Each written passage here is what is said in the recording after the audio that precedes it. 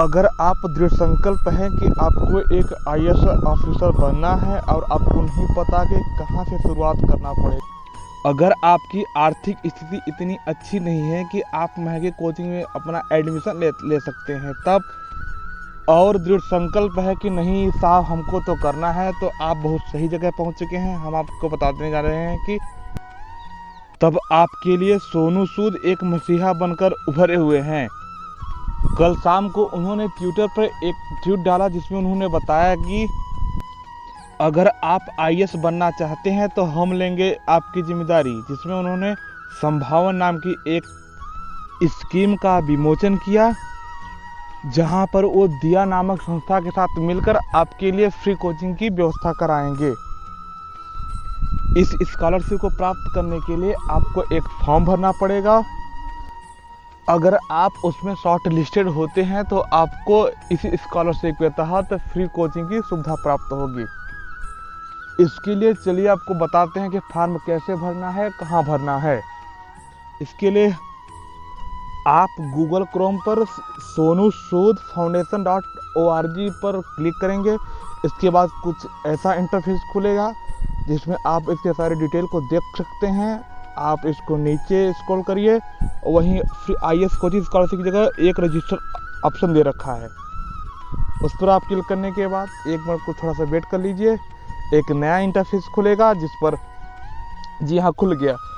इसके तहत आप पूरे डिटेल को चेक कर सकते हैं। यहाँ क्या लिखा है, कैसे क्या करना है। यहाँ आपको रजिस्टर नाउ ऑप्शन दिख जाएगा जिस पर आप क्लिक करेंगे। आपको 5 सेकंड 10 सेकंड वेट करना पड़ेगा। इसके बाद एक नया इंटरफेस खुलेगा, आपको फॉर्म मिल जाएगा। 1 मिनट, जी हाँ देख सकते हैं आपको एक यहाँ पर आपको मेजर हाईलाइट ऑफ प्रोग्राम में 2-3 बातें लिखी गई हैं जिसको मैं आपको बता देता हूँ। पहली बात लिखी गई है कि डिजर्विंग कैंडिडेट के लिए यहाँ ऑफलाइन ऑनलाइन दोनों कोचिंग प्राप्त होंगी। सिलेक्टेड कैंडिडेट से आपको मेंटर प्राप्त होगा।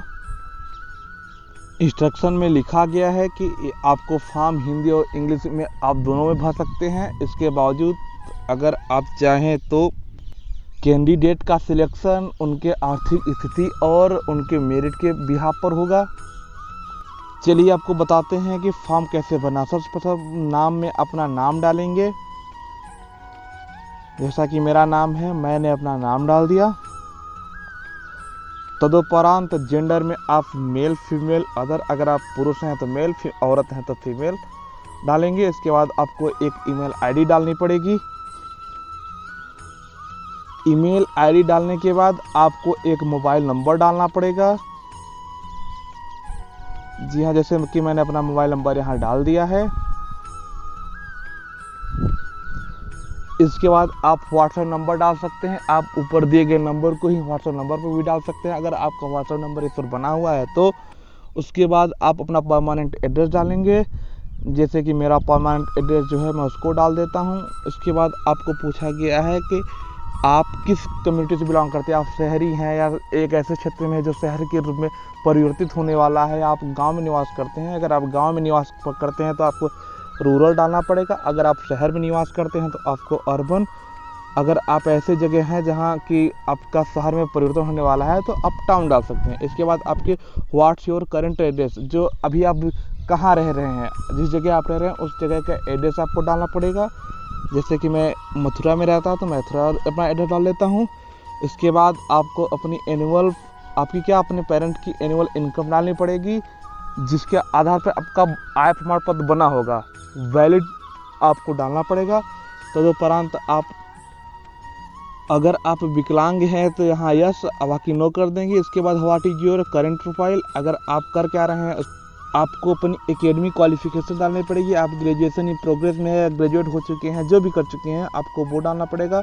इसके बाद अपने कॉलेज का नाम डालना पड़ेगा जिसमें आप पढ़ रहे हैं या जिससे आप पढ़कर निकल चुके हैं। जैसा कि मैं अपने कॉलेज का नाम यहाँ डाल देता हूँ। इसके बाद जिस चीज़ में आप परस्यूइंग हैं उसका नाम डाल देंगे। जैसा कि मैं बीएससी कर रहा हूँ तो मैं बीएससी का डाल देता हूँ। इसके बाद आपको हाई स्कूल में कितने % मिले हैं उसको आप डाल देंगे।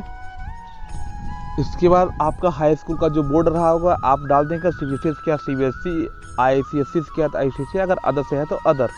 इसके बाद आप अपने 12th के परसेंटेज को डालेंगे। उसके ठीक नीचे आपको ऑप्शन मिल जाएगा कि आपने किस बोर्ड से किया है, तो आप जैसे जिस बोर्ड से आपने किया होगा उसका आप डिटेल डाल देंगे। इसके बाद ग्रेजुएशन के परसेंटेज, अगर आप ग्रेजुएट हो चुके हैं तो आप परसेंट डाल दे देंगे। अगर आप फर्स्ट ईयर सेकेंड ईयर में रहेंगे तो आप प्रमोट हुए हैं तो आप प्रमोट डाल दीजिएगा। इसके बाद आपके पास कोई और क्वालिफिकेशन है तो आप उसको डाल देंगे। जैसे कि मैंने डिप्लोमा इन मैकेनिकल इंजीनियरिंग किया है तो मैं डिप्लोमा इन मैकेनिकल इंजीनियरिंग डाल देता हूँ। इसके बाद आपको आपके कोचिंग का मीडियम जाना जाएगा, जिसमें अगर आप हिंदी इंग्लिश जो चूज़ करना चाहते हैं वो आप चूज़ कर लेंगे। इसके बाद आपको अपने ऑप्शनल सब्जेक्ट में किस विषय को रखना है उसको आप डाल देंगे। जैसे आपको जियोग्राफी हिस्ट्री कई सारे मिल सकते हैं, तो मुझे जियोग्राफी रखना है तो मैं जियोग्राफी डाल दिया है। इसके बाद आप यहाँ पूछा जा रहा है कि आपने UPSC का इससे पहले कभी पेपर दिया है, अगर आपने दिया होगा तो वो डाल देगा, अगर नहीं दिया है तो आप सीधे जो से मैंने डाला है उसे आप डाल देंगे। अगर आप कोई UPSC के लिए कोचिंग ले रहे हैं तो नीचे कोचिंग का डिटेल डाल दीजिएगा, नहीं तो नो कर दीजिएगा।